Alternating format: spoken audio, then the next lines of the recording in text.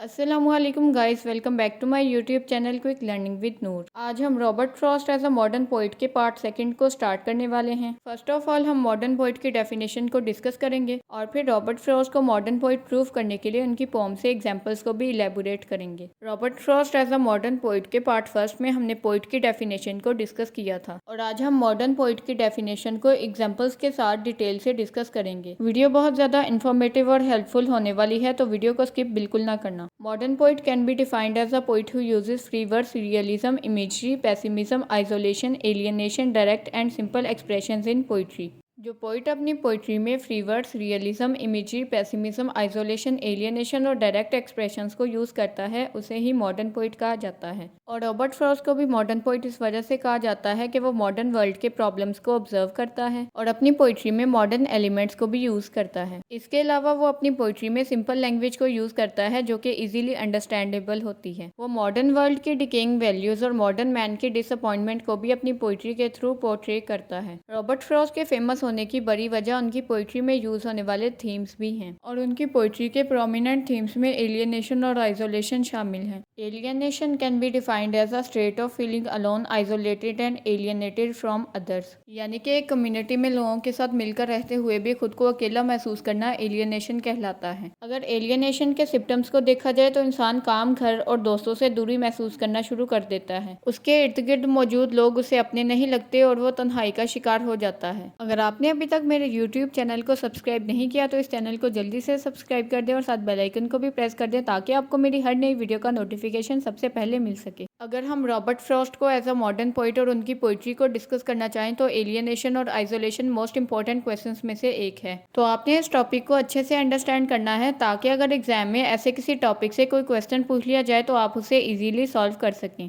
Isolation is defined as a state of complete loneliness और being in a place और situation that is separate from others. In simple words isolation complete loneliness को कहते हैं, जिसमें इंसान एक ऐसी कंडीशन में चला जाता है कि दूसरों से कट ऑफ फील करता है। एलियनेशन और आइसोलेशन ऑलमोस्ट सिमिलर टर्म्स हैं, मगर अगर इन दोनों के दरमियान डिफरेंस को डिस्कस किया जाए तो एलियनेशन में ही आइसोलेशन प्रेजेंट होती है, जो कि मोस्ट केसेस में इनवॉलंटरी यानी कि आउट ऑफ ह्यूमन कंट्रोल होती है। रॉबर्ट फ्रॉस्ट अपनी पोइट्री में मॉडर्न वर्ल्ड में साइंस और टेक्नोलॉजी की वजह से क्रिएट होने वाली प्रॉब्लम से डील करते हैं। अगर रॉबर्ट फ्रॉस्ट की उन पोम्स की बात की जाए जिनमें एलियनेशन और आइसोलेशन के थीम को हाईलाइट किया जाता है तो उसकी मोस्ट इंपॉर्टेंट पोम्स में mending wall, bereft, home burial और एक्वेंटेड विद द नाइट शामिल हैं। अगर हम रॉबर्ट फ्रॉस्ट की most famous poem mending wall को डिस्कस करें तो इसमें टू नेबर्स की डिस्क्रिप्शन है, जिसमें टू नेबर्स एक दूसरे से आइसोलेट होकर रहते हैं। इस पोम में बेसिकली सोसाइटी की एलियनेटेड नेचर पर कमेंट किया गया है। पोम की बिगनिंग में ही स्पीकर अपनी फीलिंग्स को एक्सप्रेस करते हुए कहता है, something there is that doesn't love a wall. Speaker अपने बारे में कहता है कि यहाँ पर कोई ऐसा है जिसे दीवार पसंद नहीं है। इस लाइन में वर्ड वॉल आइसोलेशन और लोनलीनेस को रिप्रेजेंट कर रहा है।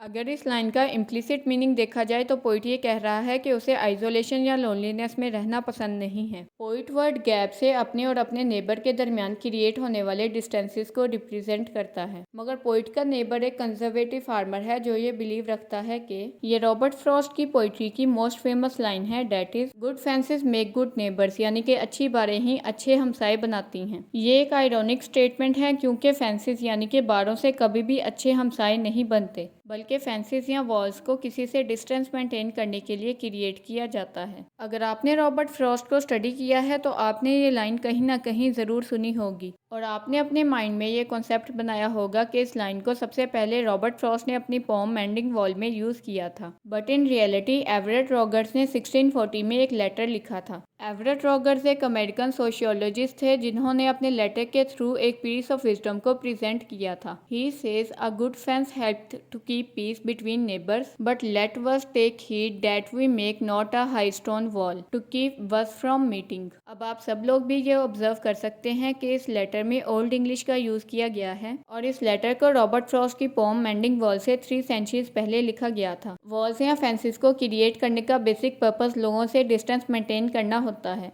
और इस पोम के through Robert Frost modern world में ह्यूमन रिलेशनशिप्स की कम्प्लेक्सिटी को भी दिखाने की कोशिश करते हैं। स्पीकर अपने नेबर की थिंकिंग और पॉइंट ऑफ व्यू को चेंज करने की भी कोशिश करता है, मगर वो ये अच्छे से जानता है कि ऐसा कभी भी रियलिटी में नहीं होगा, क्योंकि कंजर्वेटिव फार्मर अपनी ओल्ड ट्रेडिशंस को कभी भी नहीं छोड़ेगा। He says about the conservative farmer he will not go behind his father's saying, यानी कि जैसी जिंदगी उसके फोर फादर्स ने गुजारी है वो भी वैसी जिंदगी ही गुजारना चूज करेगा। अब हम इस पोम से क्लियरली ऑब्जर्व कर सकते हैं कि इस पोम में डिस्टेंस, आइसोलेशन और लोनलीनेस को डोमिनेंट थीम के तौर पर यूज किया गया है। Poem acquainted with the night में स्पीकर खुद को नाइट के साथ कंपेयर करता है, क्योंकि नाइट भी उन्हीं इमोशंस को कैरी करती है जो इमोशंस स्पीकर के दिल में हैं। पोइट नाइट टाइम के साथ पर्सनल रेफरेंसेस रखता है because night time is a time of reflection, sadness, loneliness and isolation. Poet Robert Frost अपनी लाइफ के अर्ली स्टेजेस को शहर की रंगीनियों से दूर गुजारता है। सिटी से दूर रहने की वजह से वो सिटी लाइट को भी खो देता है, जिसकी वजह से उसकी पोइट्री में डार्क नाइट के आइडिया को ज्यादा कंट्रीब्यूशन मिलती है। He says, proclaimed the time that was neither wrong nor right, I have been one acquainted with the night.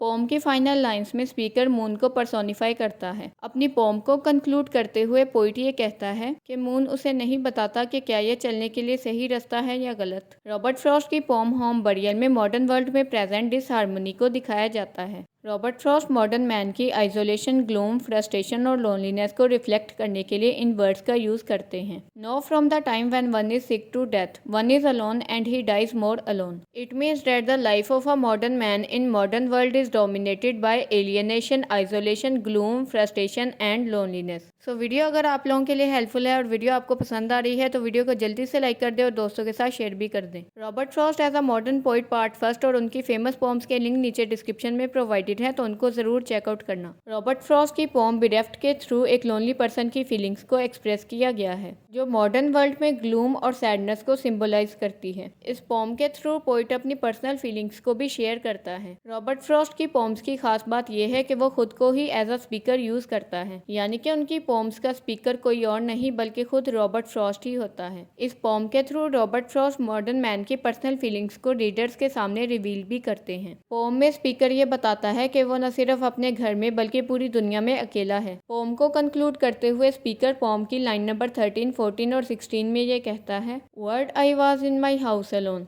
Word I was in my life alone, word I had no one left but God. ये line speaker की loneliness को represent करती हैं। Speaker ये बताता है कि वो अपने घर में अकेला है और अपनी जिंदगी में अकेला है। उसका इस मॉडर्न वर्ल्ड में खुदा के अलावा और कोई भी नहीं है। इस पोम को पेसिमिस्टिक टोन में लिखा गया है, मगर इस पोम का एंड ऑप्टिमिस्टिक टोन के साथ किया जाता है। बिरेफ्ट पोम पर भी डिटेल वीडियो लेक्चर्स मेरे यूट्यूब चैनल पर अपलोडेड हैं। उन वीडियोस के लिंक भी नीचे डिस्क्रिप्शन में प्रोवाइडेड हैं, जिनसे आप हेल्प ले सकते हैं। इस पोम के थ्रू ये मैसेज दिया जाता है कि बेशक मॉडर्न वर्ल्ड में पेसिमिज्म एक डोमिनेंट प्रॉब्लम है, इतनी ज्यादा पेसिमिज्म होने के बावजूद भी रॉबर्ट फ्रॉस्ट अपने गॉड पर कंप्लीट फेथ रखते हैं। वो ये जानते हैं कि मॉडर्न वर्ल्ड में कोई भी होप नहीं बची, मगर फिर भी अपने गॉड पर कंप्लीट फेथ रखते हुए वो ये बिलीव करते हैं कि एक दिन अच्छा वक्त जरूर आएगा। So that's all for today. Thank you so much for watching this video. So I hope आज के लेक्चर की आपको अच्छे से समझ आ गई होगी। If you have any query और question then you can ask in the comment section. आप कम्युनिटी टैब को विजिट करके हमारी डेली कन्वर्सेशंस का पार्ट भी बन सकते हैं। अगर आप कुछ कंट्रीब्यूट करना चाहते हैं तो आप कम्युनिटी टैब के थ्रू कंट्रीब्यूट भी कर सकते हैं। अगर आपने अभी तक मेरे यूट्यूब चैनल को सब्सक्राइब नहीं किया तो इंग्लिश लैंग्वेज, ग्रामर, लिटरेचर और लिंग्विस्टिक्स से रिलेटेड डिटेल वीडियो लेक्चर्स के लिए मेरे यूट्यूब चैनल को सब्सक्राइब कर दें और साथ बेल आइकन को भी प्रेस कर दें, ताकि आपको मेरी हर नई वीडियो का नोटिफिकेशन सबसे पहले मिल जाए। जो नोट्स आपको इन वीडियोस में प्रोवाइड किए जाते हैं वो आप अपने एग्जाम्स में भी यूज कर सकते हैं। अगर वीडियो आपके लिए हेल्पफुल थी तो वीडियो को जल्दी से लाइक कर दें और दोस्तों के साथ शेयर भी कर दें और कमेंट सेक्शन में अच्छा सा कमेंट भी कर दें।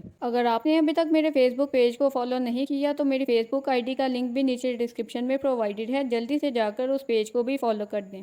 जिन टॉपिक्स पर आप डिटेल वीडियो लेक्चर चाहते हैं उनकी रिकमेंडेशन भी आप कमेंट सेक्शन में दे सकते हैं। तो अपना बहुत ज़्यादा ख्याल रखिएगा, मुझे दुआओं में याद रखिएगा। इंशाल्लाह we will meet in the next lecture. Till then अल्लाह हाफिज़।